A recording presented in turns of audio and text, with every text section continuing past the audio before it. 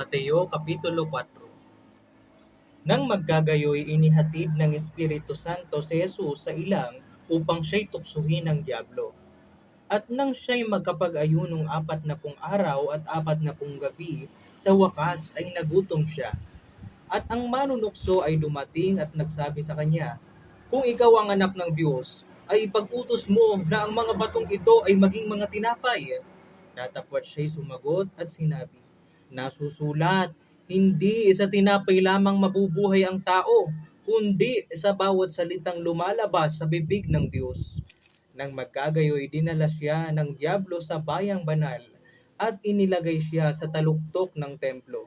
At sa kanya'y sinabi, "Kung ikaw ang anak ng Diyos, ay magpatihulog ka, sapagkat nasusulat, siya ay magbibilin sa kanyang mga anghel tungkol sa iyo, at aalalayan ka ng kanilang mga kamay, baka matisod ka ng iyong paa sa isang bato." Sinabi sa kanya ni Jesus, "Nasusulat din naman, huwag mong tutuksohin ang Panginoon mong Diyos." Muling dinala siya ng diablo sa isang bundok na lubhang mataas at ipinamala sa kanya ang lahat ng mga kaharian sa sanglibutan at ang kaluwalhatian nila.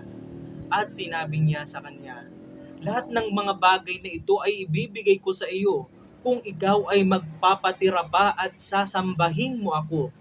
Nang magkagayoy, sinabi sa kanya ni Jesus, "Humayo ka, Satanas, sapagkat nasusulat, sa Panginoon mong Diyos sasamba ka, at siya lamang ang iyong paglilingkuran." Nang magkagayoy, iniwan siya ng diablo at narito, nagsidating ang mga anghel at siya'y pinaglingkuran. Nang marinig nga niya na si Juan ay dinakip, ay umuwi siya sa Galilea.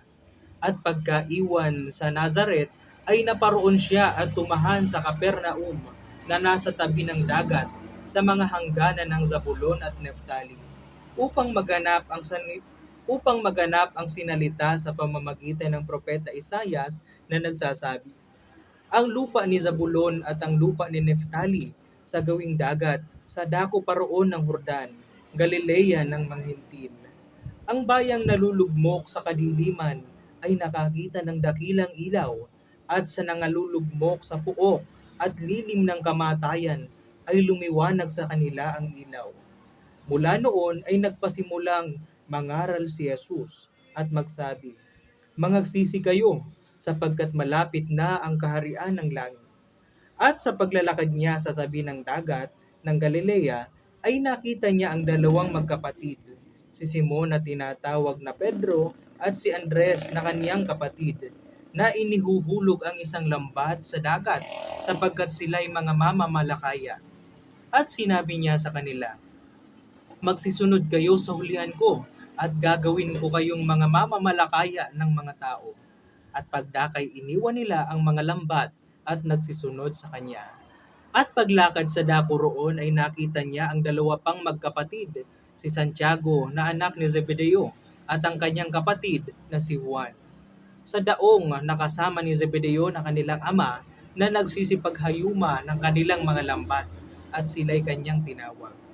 At pagdakay, iniwan nila ang daong at ang kanilang ama at nagsisunod sa kanya.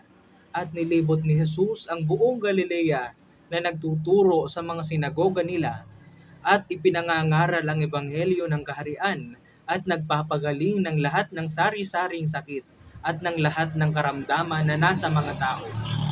At lumaganap ang pagkabantog niya sa buong Syria, at kanilang dinadala sa kanya ang lahat ng mga may karamdaman at ang mga pinipighati ng sari-saring sakit at pahirap, at ang mga inaalihan ng mga demonyo, at ang mga himatayin, at ang mga lumpo, at sila'y pinagagaling niya.